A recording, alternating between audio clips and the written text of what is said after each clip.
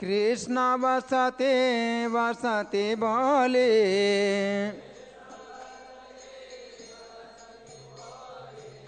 परम आदर करे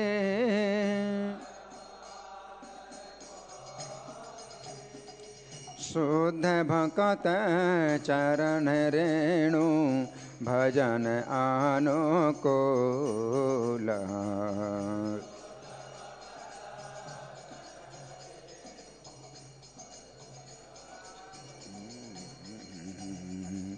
गौर आमर जे सब स्थाने करल भ्रमण रंगे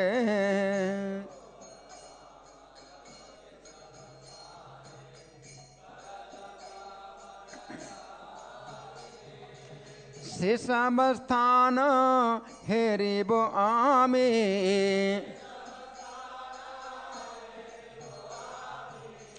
प्रणाय भकत संगे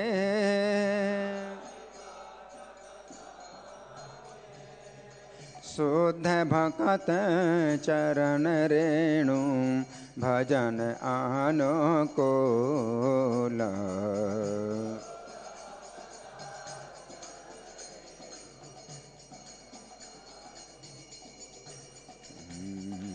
मृदंगवाद्य सुनित मान अवसर सदायाचे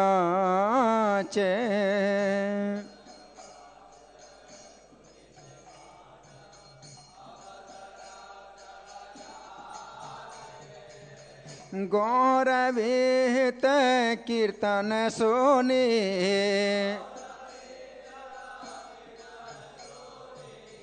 आनंद हृदय नाचे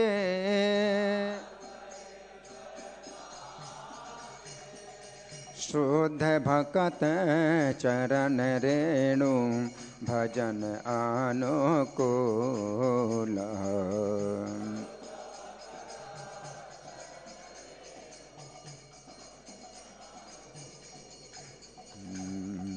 युगल मूर्ति देखिया मोर परम आनंद है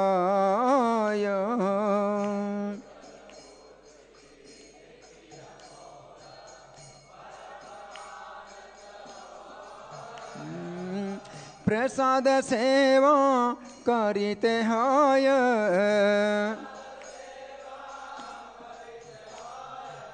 सकल प्रपंच जय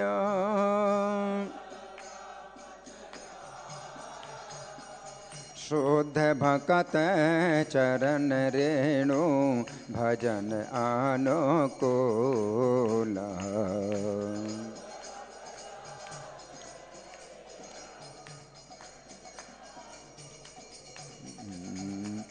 जे दिन गृह भजन देखी गृह ते गोलोक भाय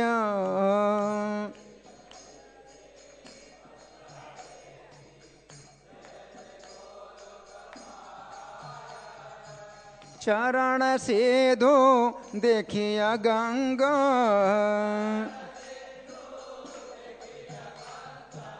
सुख न सीमा पाय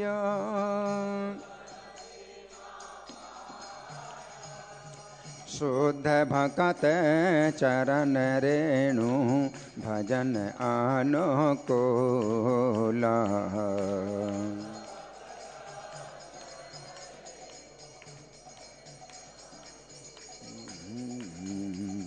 तुलसी देखी जुड़ाए प्राण माधव तो सण जाने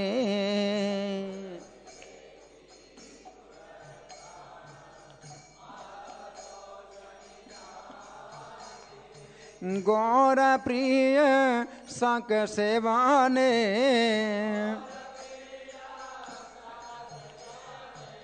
जीवन सार्थक मानी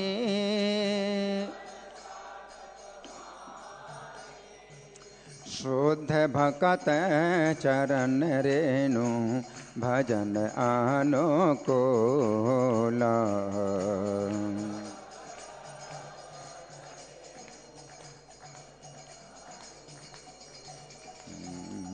भक्ति विनोद कृष्ण भजने अनुकूल पाय जहाँ।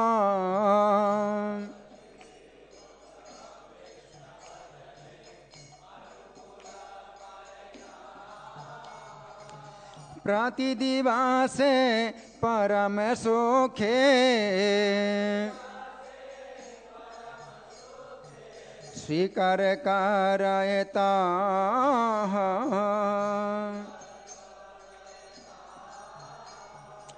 शुद्ध भक्त चरण रेणु भजन अनुकूल।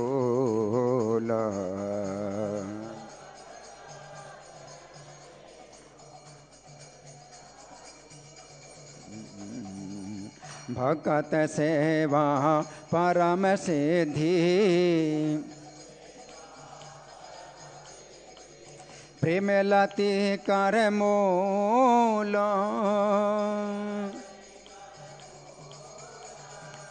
शुद्ध भगत चरण रेणु भजन अनुकूल।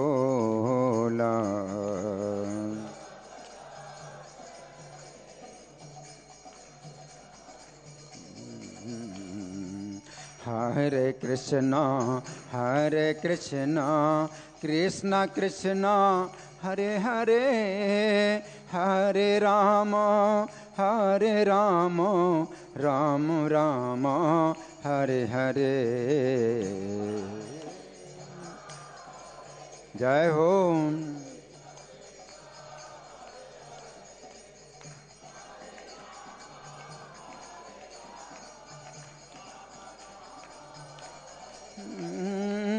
हरे कृष्णा कृष्णा कृष्णा हरे हरे, हरे राम राम राम हरे हरे।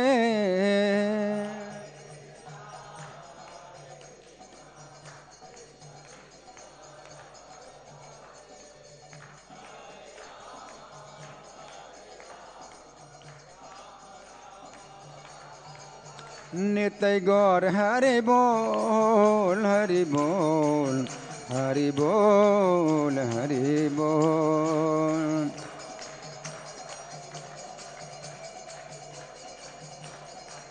जय प्रभुपदा प्रभुपदा प्रभुपदा प्रभुपदा।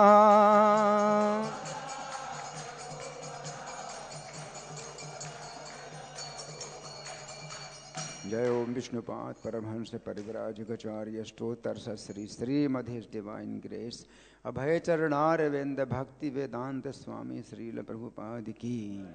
नेत लीला प्रविष्ट इस्कॉन फाउंडर आचार्य saviour of the whole world Srila Prabhupada की। श्री सत्यला एकादशी महामहोत्सव की। श्रील प्रभुपाद लीलामृत की। गौर प्रेमानंदे। All glories to simple devotees, all glories to simple devotees, all glories to simple devotees, all glories to Sri Guru and Gauranga। भजन के जो शब्द हैं ये इस प्रकार हैं। शुद्ध भक्त चरण रेणु भजन अनुकूल। ये जो शुद्ध भक्त की चरण धूल है वो भजन के अनुकूल है। भजन के अनुकूल का मतलब क्या है कि भजन जैसे नौका के समान है। हम सब लोग भजन की नौका में बैठे हैं और ये भजन की नौका हमें भवसागर से पार करेगी। तो अनुकूल शुद्ध भक्त की जो चरण धूल है वो भजन के अनुकूल है, मतलब नौका के अनुकूल है। तो प्राचीन काल में जो जहाज चलते थे वो जो है अनुकूल हवा के अनुसार चलते थे। अनुकूल हवा हो तो जो जहाज है वो जल्दी ही किनारे की तरफ जाएगा, है ना। तो शुद्ध भक्ति जो चरण धूली है वो आपके भजन रूपी नौका की अनुकूल वायु है, अनुकूल वायु, है ना। तो अगर उसी दिशा में, जिस दिशा में जहाज जा रहा है, अगर उसी दिशा में हवा मिल जाए तो फिर जहाज बहुत जल्दी जाएगा। वो पाल, उसको बोलते हैं पाल। पाल के जहाज बनते थे, है ना। तो पाल जो है वो तान देते थे कपड़ा, तो उससे जो है अनुकूल हवा से क्या है कि जहाज बड़ी तेजी से किनारे की तरफ जाएगा। तो जो शुद्ध भक्त की जो चरण धूल है वो भजन के अनुकूल है ना। तो ये हवा है शुद्ध भक्त की चरण की धूल। और आज के दिन हम जो प्रभुपाद लीलामृत से पाठ करते हैं वो प्रभुपाद के चरणों की धूल समझिए कि निकल रही है। आप समझ रहे है ना।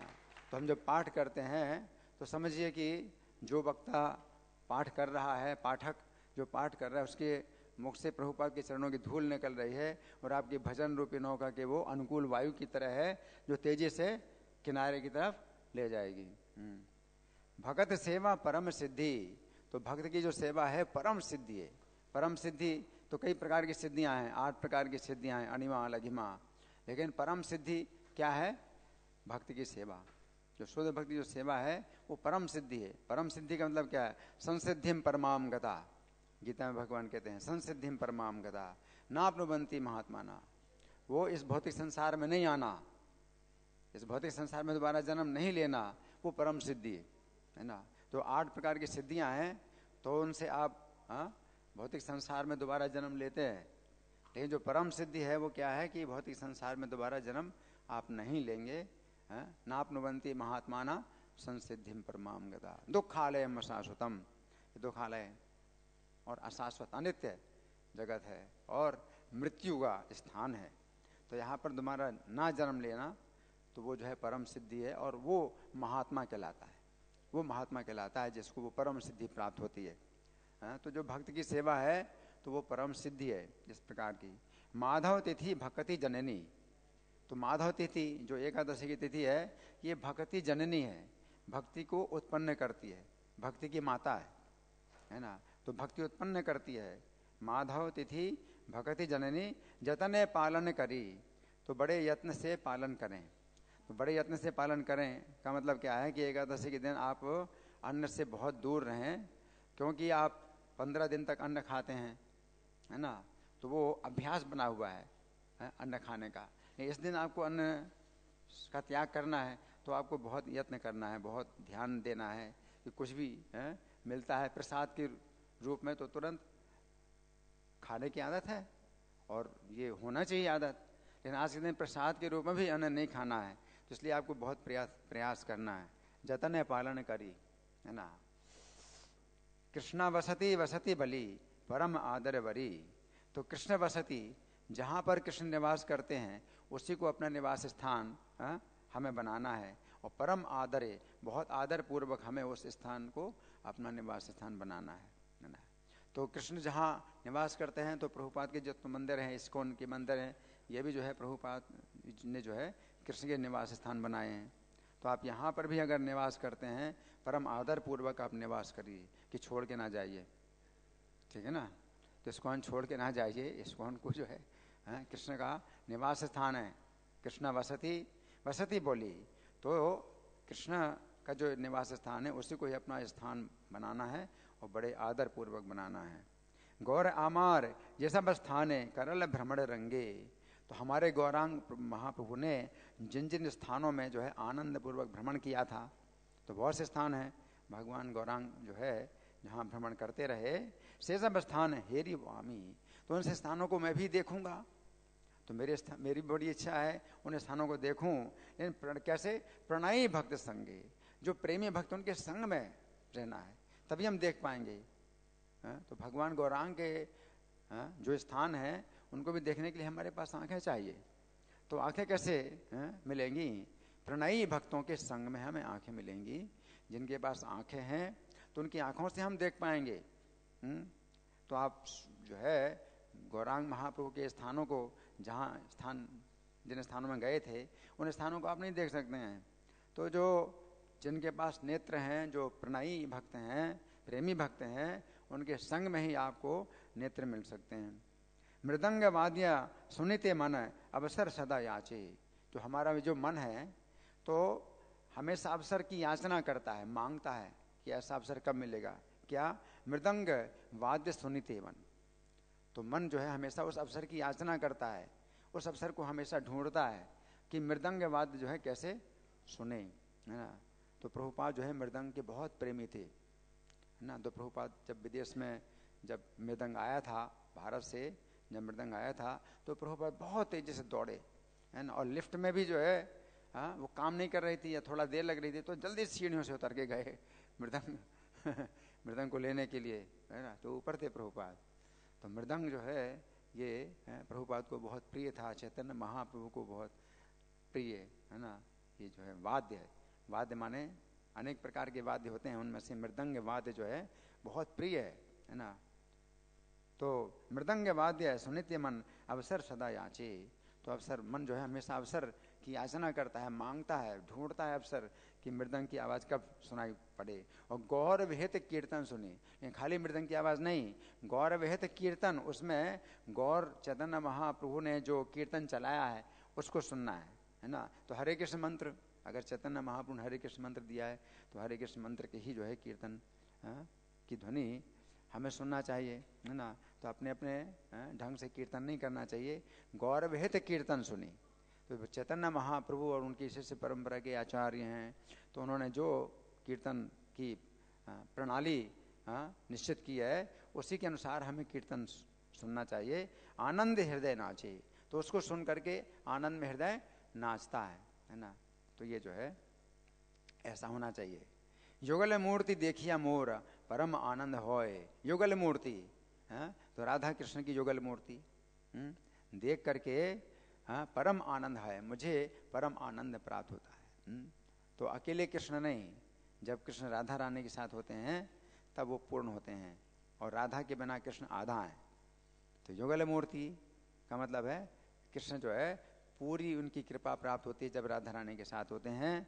तो परम आनंद होए, तो मुझको परम आनंद होता है जब युगल मूर्ति में देखता हूँ। और प्रसाद सेवा कुरित होए सकल प्रपंच जय।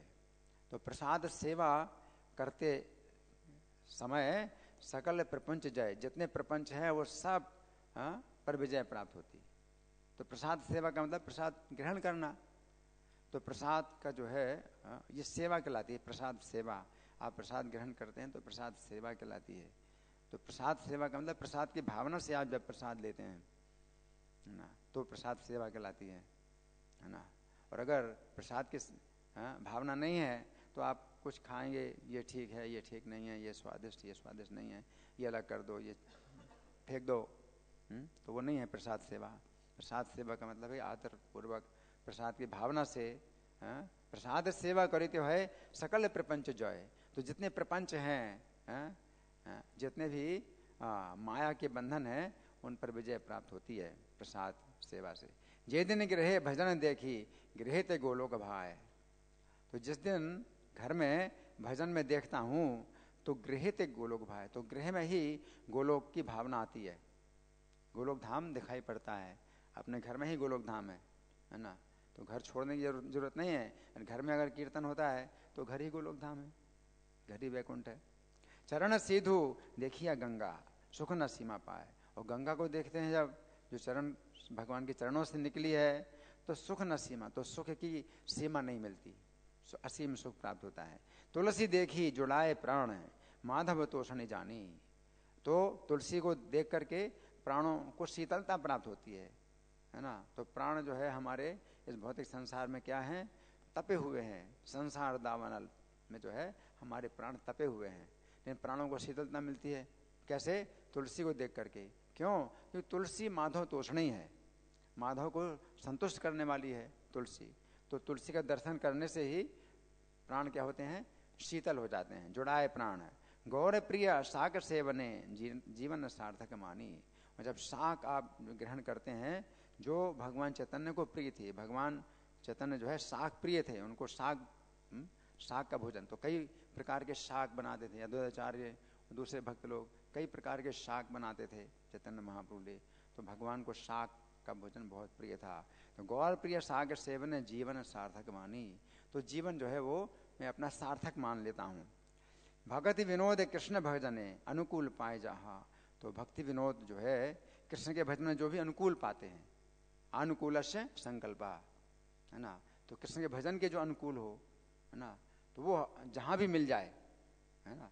तो जैसे भक्तों का संग है ना, और भगवान का दर्शन है, कृष्ण कथा है, तो ये सब जो अनुकूल ना, तो कृष्ण के भजन में जो भी अनुकूल है जहाँ भी मिले, प्रति दिवसे परम सुखे स्वीकार करे ताहा।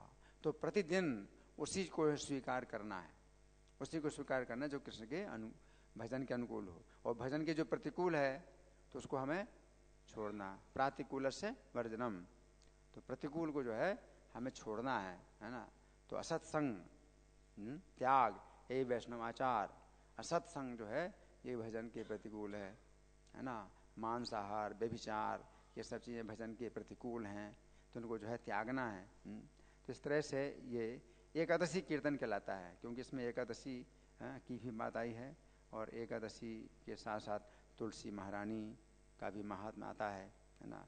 तो ये सब जो है चीज़ें जो है एकादशी के दिन विशेष रूप से महत्वपूर्ण हैं। अब हम सुनेंगे प्रभुपाद लीलामृत से जो कि पाठ पहले चल रहा था। तो पहले जो पाठ चल रहा था प्रभुपाद लीलामृत से, तो ये था 9 जुलाई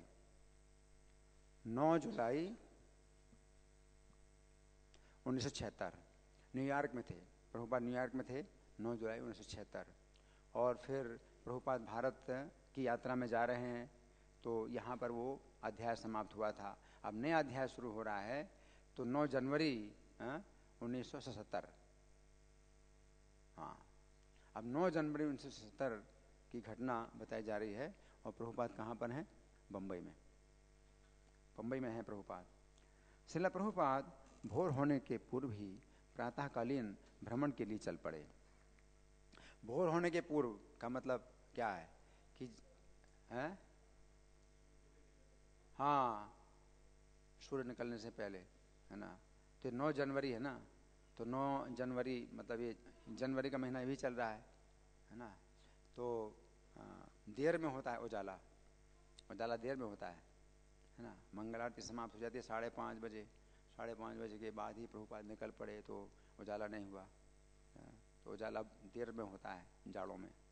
तो जाड़ों का चूँकि समय है, तो भोर होने के पूर्व ही प्रातःकालीन भ्रमण के लिए चल पड़े। उन्हें तथा भक्तों को हरे कृष्ण लैंड से सार्वजनिक सड़क तक का रास्ता मालूम था। तो एक सड़क है जो कि सार्वजनिक, सब लोग आते जाते हैं, है ना। और हरे कृष्ण लैंड कहाँ है? जो जहाँ मंदिर है ना, जूहू का मंदिर है, तो वहाँ से रास्ता मालूम था। वे बाहर निकले, बाएं मुड़े, फिर दाहिने मुड़कर उस भवन खंड को पार करने लगे, जिससे होकर रास्ता सागर तट को जाता था। आकाश मंडल प्रकाशित होने लगा। आकाश मंडल प्रकाशित नहीं हुआ था जब प्रभुपाद निकले थे, लेकिन अब आकाश मंडल प्रकाशित होने लगा। पहले तो वे स्थल से समुद्र को और समुद्र से आकाश को विलग नहीं देख पाए। जब अंधेरा रहता है तो जमीन से समुद्र की जो है रेखा नहीं दिखाई पड़ रही, और समुद्र से आकाश के बीच में जो रेखा है वो नहीं दिखाई पड़ रही, है ना। तो जिस समय मतलब पर्याप्त उजाला नहीं है, तो ये रेखा नहीं दिखाई पड़ती, दोनों रेखाएं नहीं दिखाई पड़ रही हैं। किंतु धीरे धीरे रंग की सूक्ष्म छवियों से क्षितिज का आभास होने लगा। क्षितिज का मतलब वो रेखा जहाँ पृथ्वी और आकाश मिलते हैं। तो यहाँ पर प्रभुपाद समुद्र तट पर है, तो सामने पृथ्वी नहीं है, समुद्र है। समुद्र और आकाश जहाँ मिल रहे हैं वो क्षितिज, तो वो क्षितिज का आभास होने लगा धीरे धीरे, और उन्हें अरब सागर का विस्तृत मैदान दिखाई देने लगा। ये समुद्र का मैदान है, समुद्र भी एक बड़ा मैदान है। बीच तो तट कहलाता है, बीच में तट है। समुद्र का विस्तृत मैदान कितना बड़ा जो है मैदान है। गीता में भगवान कहते हैं ना कि सरसामस्मि सागरा, सरसामस्मि सागरा, यानी जितने भी तालाब हैं उनमें समुद्र जो है भगवान की विभूति है। कितना बड़ा तालाब है, कोई इतना बड़ा तालाब बना सकता है? समुद्र ये भगवान ने बनाया है। तो जितने भी तालाब हैं उनमें समुद्र जो है भगवान की विभूति है, कोई नहीं बना सकता इतना बड़ा तालाब। तो बहुत से राजा लोग तालाब बनवाते थे, वो बड़े बड़े तालाब बनवाए, है ना। तो वो सरोवर कहलाते हैं तालाब, हैं। लेकिन सरसामस्मि सागर, तालाबों में समुद्र भगवान की विभूति है। तो समुद्र आप देखते हैं तो आपको जो है भगवान की महिमा का जो है अंदाजा लगता है कि भगवान की क्या महिमा है। कितना पानी, कितना विस्तृत जल है। तो यहाँ पर लिखा गया है कि उन्हें अरब सागर का विस्तृत मैदान दिखाई देने लगा, जो अपने से भी अधिक विस्तृत आकाश रूपी सागर से मिलने के लिए फैल रहा है। इतना फैल रहा है, और आकाश का जो मैदान है वो और बड़ा है ना, और समुद्र का जो मैदान है वो आकाश के मैदान से मानो मिलने के लिए फैल रहा है। तारे टिमटिमाकर अस्त हो रहे हैं।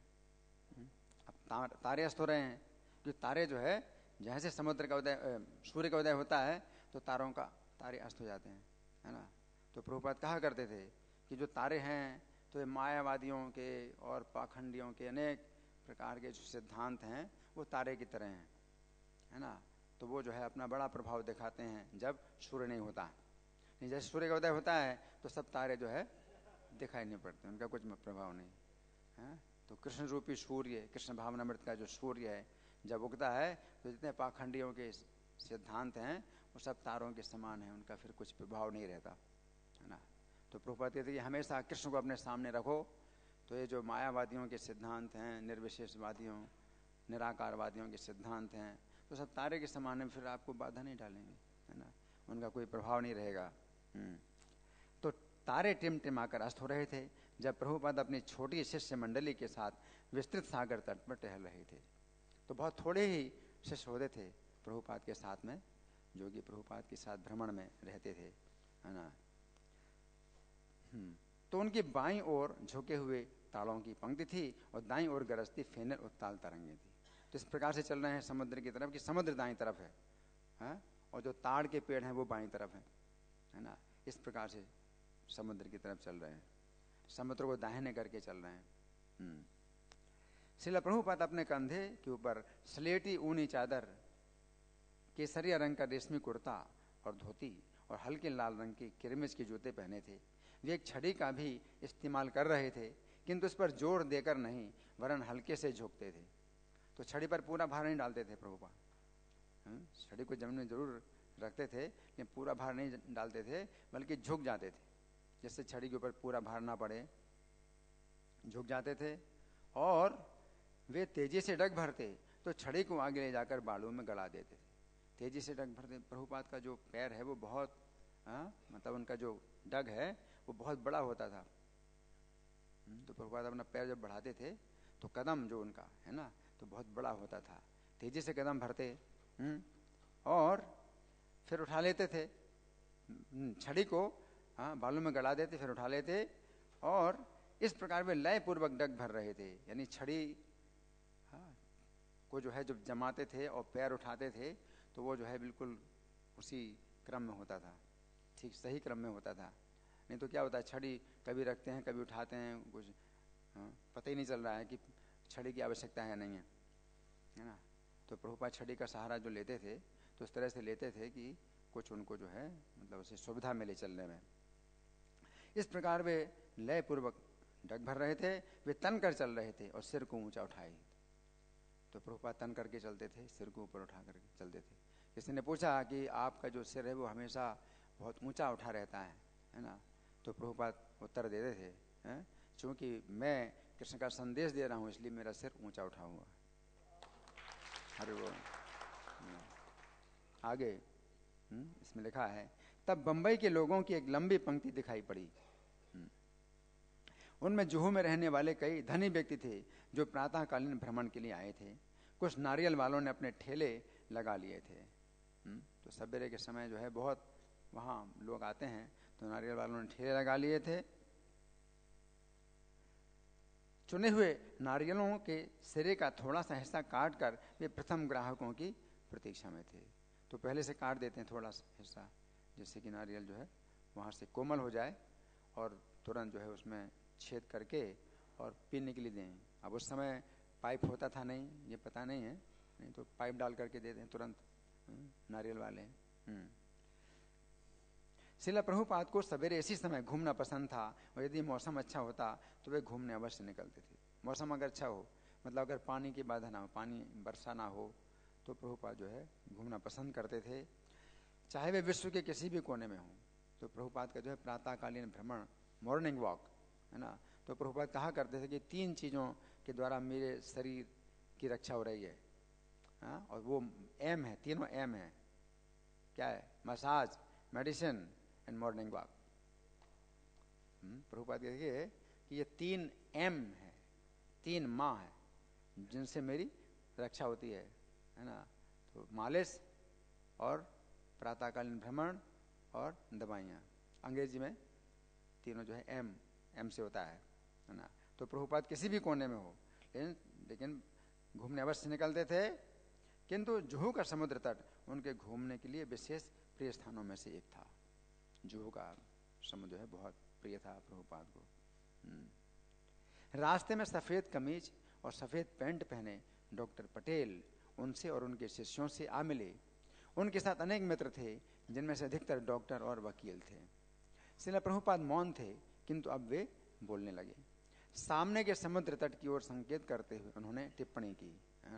तो प्रभुपाद वो दृष्टि देते हैं कि कैसे हमें संसार को देखना है। जैसे हम कहते चाखू दाना दिलो जाई, जिन्होंने चक्षुदान दिया। तो हम तो देखते हैं हर चीज़ को अपने भोग के लिए देखते हैं कि हमारे इंद्रिय तृप्ति के लिए कितना अनुकूल है कोई चीज़, इस तरह से देखते हैं, है ना। तो ये भौतिक दृष्टि है।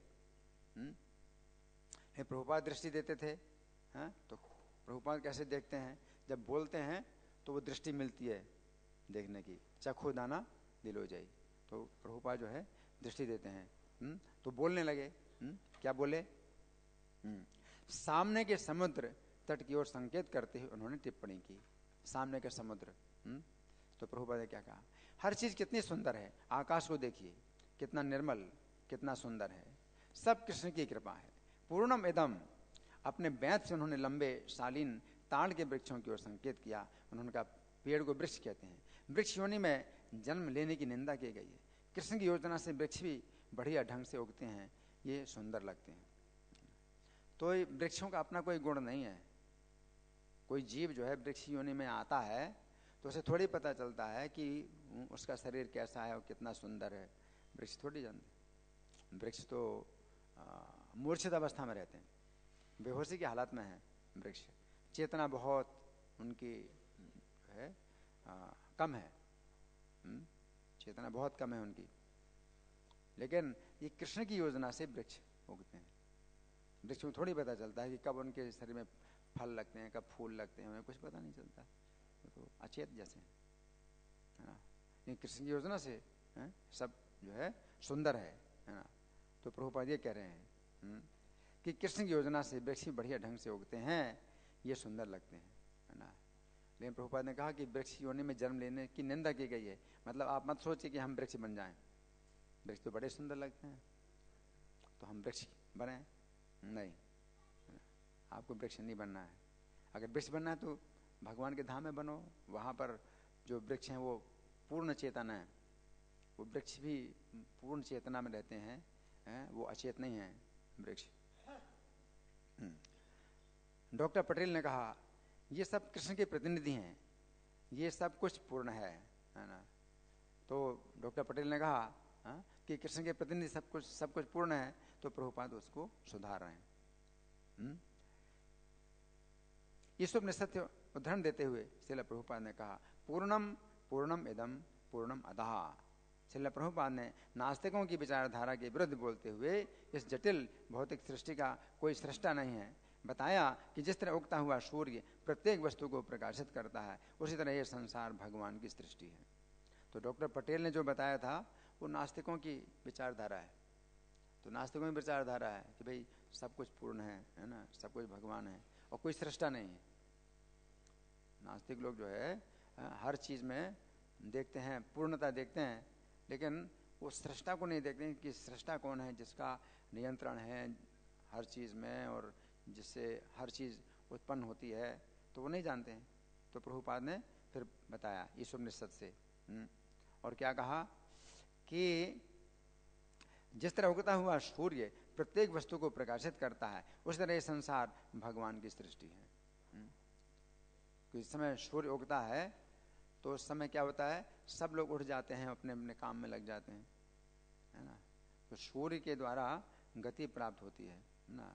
तो इसी प्रकार से भगवान के द्वारा सृष्टि विकसित होती है ना।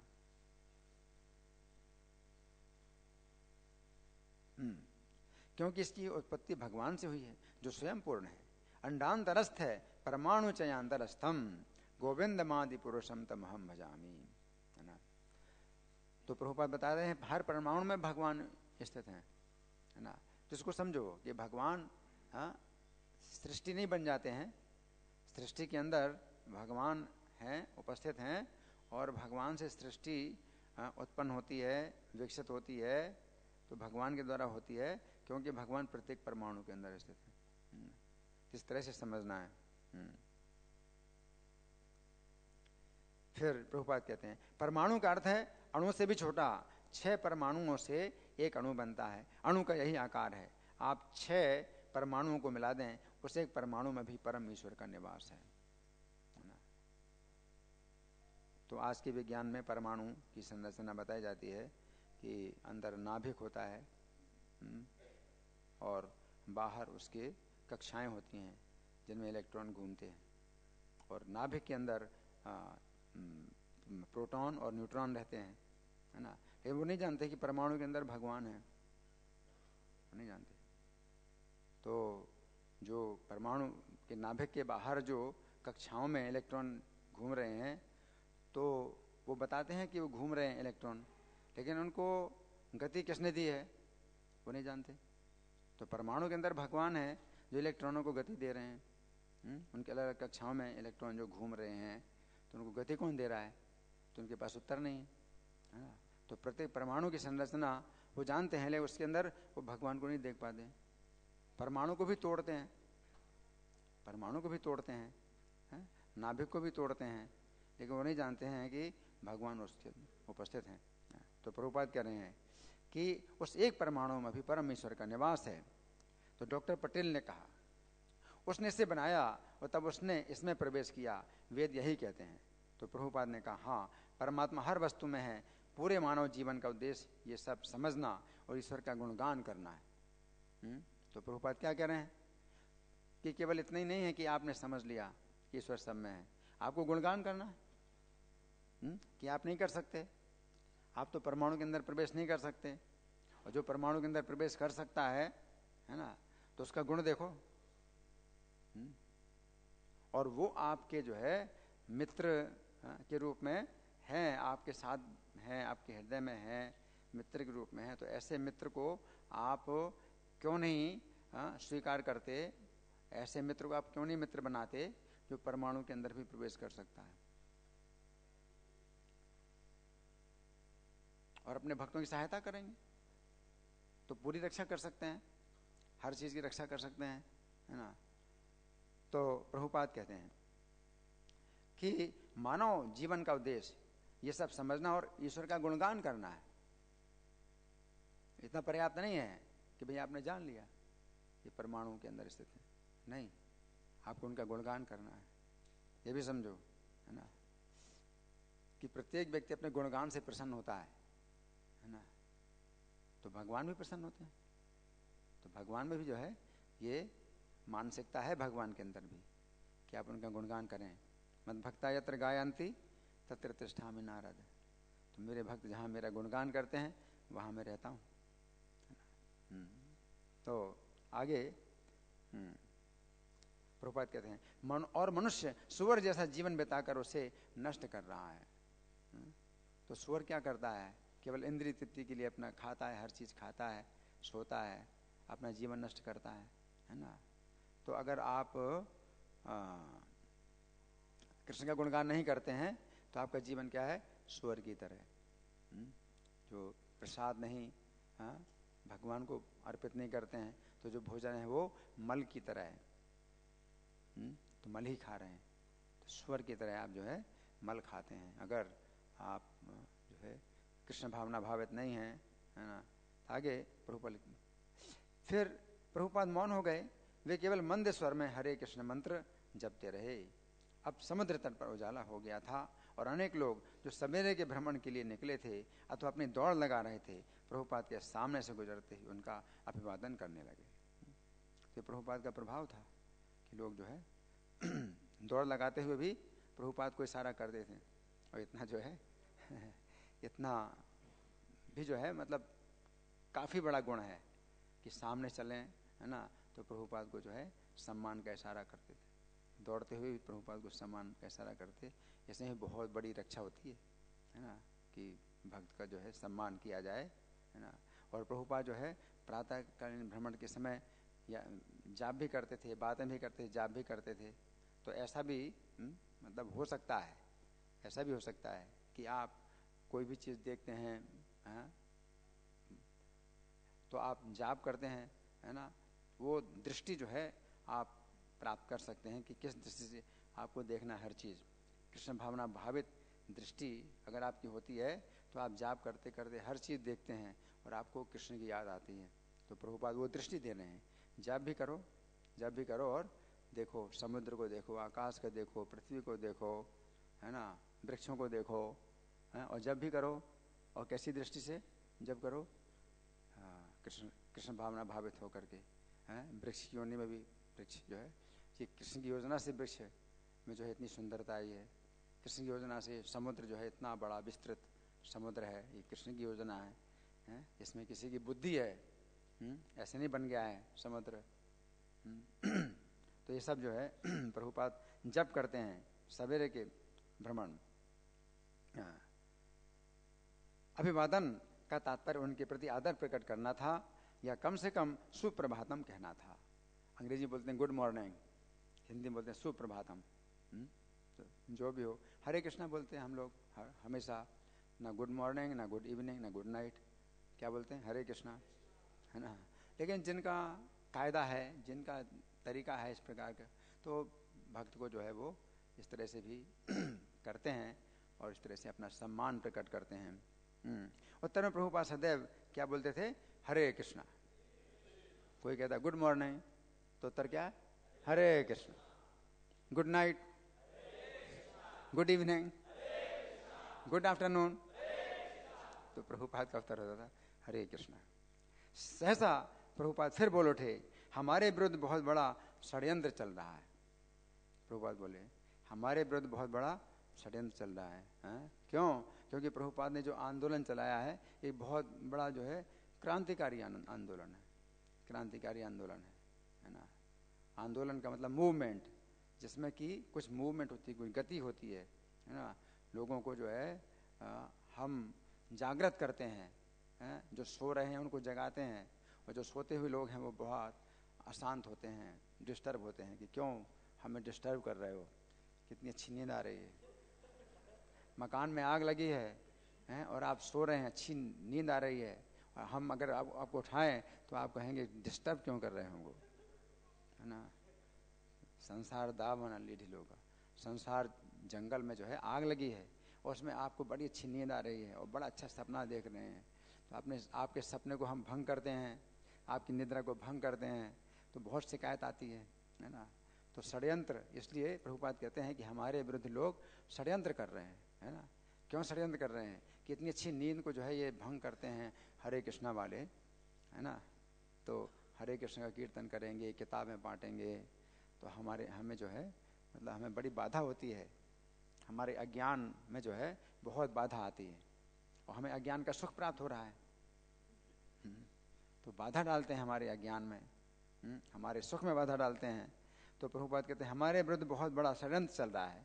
डॉक्टर पटेल ने अनुमान लगाया, गिरजाघर द्वारा, मतलब चर्च, गिरजाघर द्वारा। प्रभुपाद ने कहा नहीं, चर्च द्वारा नहीं। तो डॉक्टर पटेल कहते हैं तो फिर समाज के द्वारा। तो प्रभुपाद ने गंभीरतापूर्वक हूं ऐसा किया, समाज। तो आज का समाज ही तो है, सुप्त अवस्था में सो रहे हैं लोग। प्रभुपाद ने गंभीरतापूर्वक हूं किया और कहा अब वे इस आंदोलन को नष्ट करने पर दृढ़ निश्चयी हैं, नष्ट करने। लेकिन कोई नष्ट नहीं कर सकता, बाहर की कोई शक्ति इस आंदोलन को नष्ट नहीं कर सकती। नष्ट होगा आंदोलन कैसे? अपने ही द्वारा। अपने ही अंदर जो है कुछ ऐसे तत्व होंगे जो एक दूसरे से ईर्ष्या करेंगे, एक दूसरे का विरोध करेंगे, एक दूसरे के प्रति षड्यंत्र करेंगे, तब ये नष्ट होगा आंदोलन। बाहर की शक्ति कोई नष्ट नहीं कर सकती।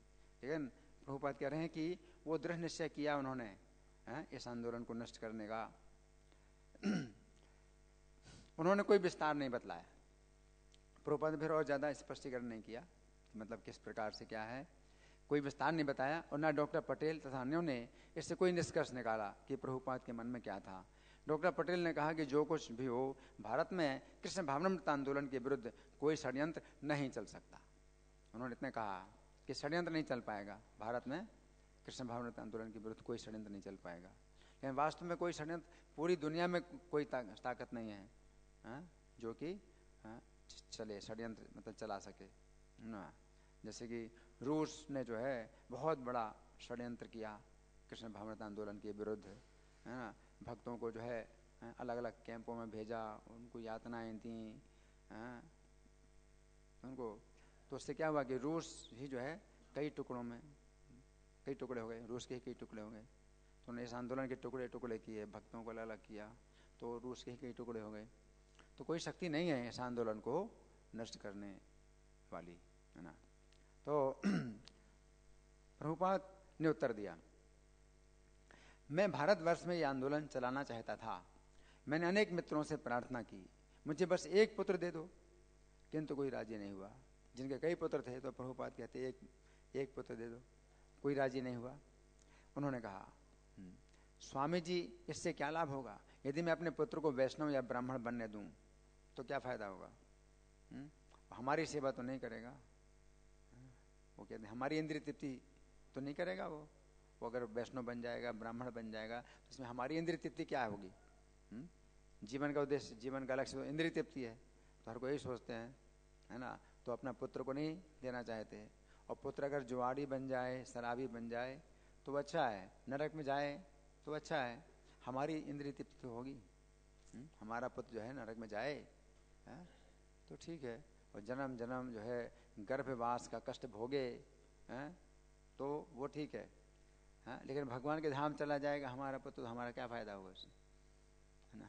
तो लोग ऐसा सोचते हैं। अगर जो है एक शुद्ध भक्त बन जाए किसी परिवार में तो कितनी ऊपर की कितनी नीचे की पीढ़ियों का उद्धार हो जाता है ना। लेकिन आज की जो शिक्षा है वो इतनी उल्टी है कि वो अगला जीवन ही नहीं मानती। तो इसलिए जो है कोई अपना पुत्र देने के लिए तैयार नहीं। तो प्रभुपाद कहते हैं वे इस आंदोलन को बहुत महत्व नहीं देते। ये लोग तरह तरह की योजना बना रहे हैं कि इस आंदोलन को कैसे नष्ट किया जाए। तो डॉक्टर पटेल ने उत्तर दिया, सदैव श्रद्धालु भारतीय, डॉक्टर पटेल जो है हमेशा श्रद्धालु भारतीय हैं, उत्तर दिया, अमेरिकी लोग ऐसे ही होते हैं, ये सदा प्रचार करते रहते हैं। प्रभुपाद ने कहा, अच्छे और बुरे लोग हर जगह होते हैं। कृष्ण कहते हैं मनुष्याणाम सहस्रेषु। तो प्रभुपाद ने फिर जो है उस विषय को मोड़ दिया और गीता के सिद्धांत पर आ गए। तो उन्होंने, डॉक्टर पटेल ने अमेरिकी लोगों की बात करी कि अमेरिकी लोग ऐसे हैं। तो प्रभुपाद कहते हैं हर जगह ऐसे लोग हैं, है ना। और कैसे लोग बहुत कम होते हैं? ऐसे लोग तो ज़्यादा होते हैं, हर जगह होते हैं। और कैसे लोग कम होते हैं? मनुष्याणाम सहस्रेषु, हजारों मनुष्यों में से कठिनाई से एक मनुष्य अपने जीवन को पूर्ण बनाने में रुचि रखता है। ये कलयुग है। कलयुग में तो और ज़्यादा कम है लोग। तो पहले के युगों में भी भगवान कहते हैं कि हजारों में से कोई अपने जीवन को सफल बनाने का प्रयास करता है ना। और कलयुग में तो और कम, है ना। तो प्रभुपाद कहते हैं ये कलयुग है। वे टहलते रहे और श्रील प्रभुपाद ने इस विषय में आगे कुछ नहीं कहा। इसकी बजाय वे भौतिकतावादी गृहस्थ जीवन के बारे में बातें करते रहे, जिसमें मुख्य सुख यौन संबंध माना जाता है। उन्होंने कहा कि इस घृणित यौन सुख से परे आध्यात्मिक जीवन का पूर्ण आनंद है। तो प्रभुपाद जो है ये दृष्टि है ना। तो जो भौतिकवादी की जो दृष्टि है वो यही है कि जो यौन सुख है, स्त्री सुख है, यही सबसे बड़ा सुख माना जाता है ना। और इसी में सबसे बड़ा दुख भी मिलता है। जब व्यक्ति स्त्री से जो है सबसे बड़ा सुख मानता है तो सबसे बड़ा दुख उसी को मिलता है।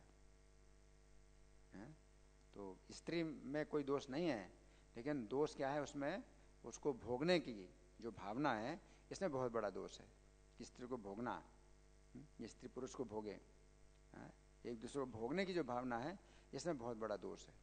और इस तरह से जो है व्यक्ति को सबसे ज़्यादा दुख प्राप्त होता है ना।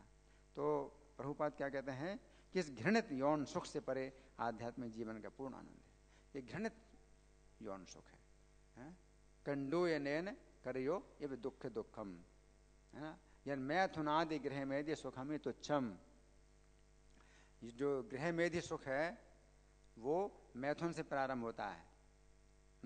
तो मैथुन ही जो है वो विवाह का एकमात्र जो उद्देश्य है वो यही है, सहवास करना, है ना। इसी से शुरू होता है सुख, है? और यन मैथुनादि गृह मेधि सुखम ही तुच्छम, ये तुच्छ सुख है। कंडूयनेन करियो इव दुख दुखम। तो जैसे आप को खुजली होती है तो एक हाथ से खुजलाते हैं और फिर एक हाथ से आप संतुष्ट नहीं तो दोनों हाथ लगाते हैं खुजलाने में, है? और उससे क्या होता है, दुख दुखम, वो जो दुख है और दुख पैदा करता है ना। हाँ, क्योंकि छिल जाता है, वो आप खुजलाते हैं उससे छिल जाता है, फिर और दुख मिलता है और दुख मिलता है ना। तो उससे अच्छा क्या है कि आप दवाई लगाइए जिससे कि वो खुजली दूर हो जाए, है? खुजलाओ नहीं, दवाई लगाओ, है? तो कृष्ण कथा आप सुनते हैं तो वो दवाई है, हरे कृष्ण का जप करते हैं, कीर्तन करते हैं, ये दवाई है, हाँ, इस खुजली की दवाई ये है। तो खुजली ही समाप्त हो, हाँ, खुजली को खुजलाना नहीं है बल्कि खुजली समाप्त हो, है ना। तो ये जो है प्रभुपाद बताते हैं। और आध्यात्मिक जीवन का पूर्ण आनंद, हाँ, आध्यात्मिक जीवन का पूर्ण आनंद इस सुख से परे है। तो जब इस सुख से आप मुक्त होते हैं तब आप उस सुख को प्राप्त कर सकते हैं, आध्यात्मिक जीवन का पूर्ण आनंद प्राप्त कर सकते हैं। तो वो सुख पूर्ण है, वो सुख पूर्ण है, यानी उससे दुख नहीं पैदा होगा। और ये जो सुख है ये अपूर्ण है, क्योंकि इस सुख से दुख पैदा होता है। दुख ही होना एवते, यही संस्पर्श जहां होगा, दुख ही होना एवते। तो इंद्रिय सुख से, इंद्रिय भोगों से उत्पन्न जो सुख हैं ये फिर दुख उत्पन्न करते हैं। तो इंद्रिय भोगों से सुख उत्पन्न होता है और उस सुख, वो सुख जो है दुख उत्पन्न करता है। ये जो आध्यात्मिक सुख है, तो वो जो है पूर्ण है, उससे दुख उत्पन्न नहीं होता। ब्रह्म सौख्यम तो अनंतम, अनंत ब्रह्म सुख प्राप्त होता है। तो यहाँ पर अब हम विश्राम करेंगे। यहाँ जो है प्रभुपाद ने बताया कि आध्यात्मिक जीवन का पूर्ण आनंद है। तो अभी कुछ समय है हमारे पास, तो आप लोगों की ओर से कोई प्रश्न है, कोई चर्चा? मैं प्रश्न करूं आपका? माइक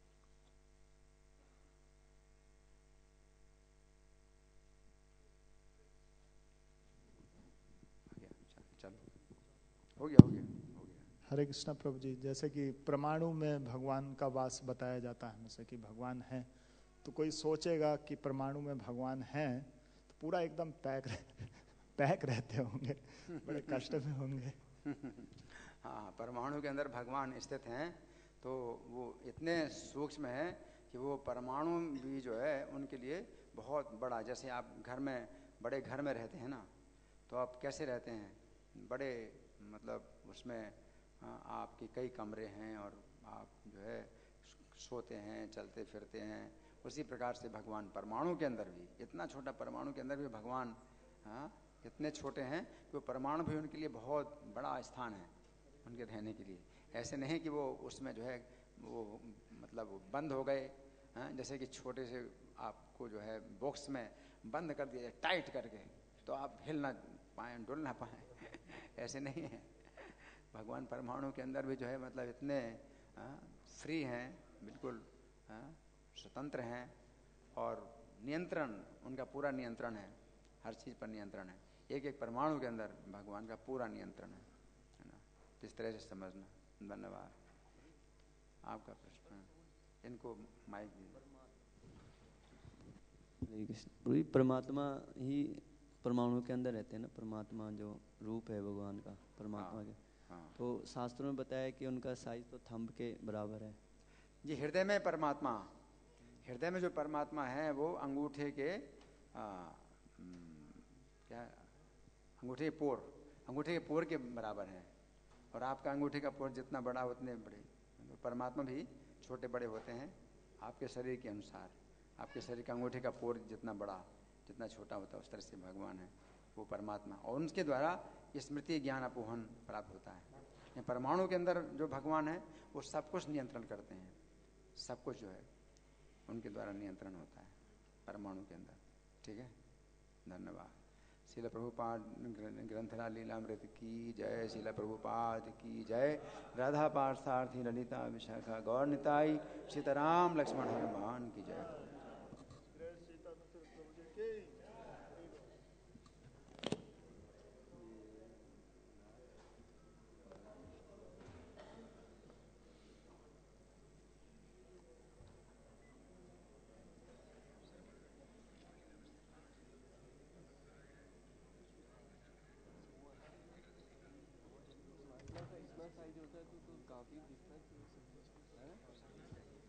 नहीं वो इतना शायद उनका है। हाँ वो देखा नहीं, जब तक आप